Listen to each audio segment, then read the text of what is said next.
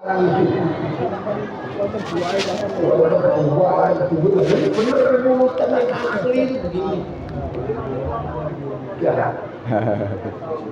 Jadi memperingati Maulid itu macam-macam.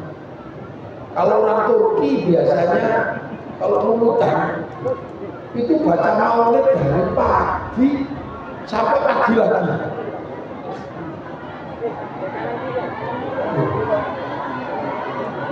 Protes sendiri. Oh, nggak mau ketutupan. Protes satu kelihatan.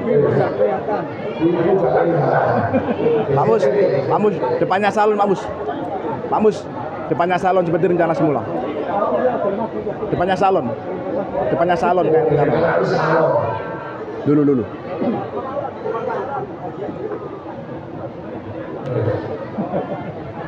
Sudah panitia, sudah kalau sudah. Ya.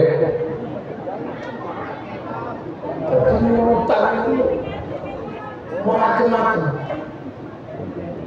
Kalau orang Banjarmasin itu semua kue keluar. Nah ini urutan dalam negeri. Kalau di Turki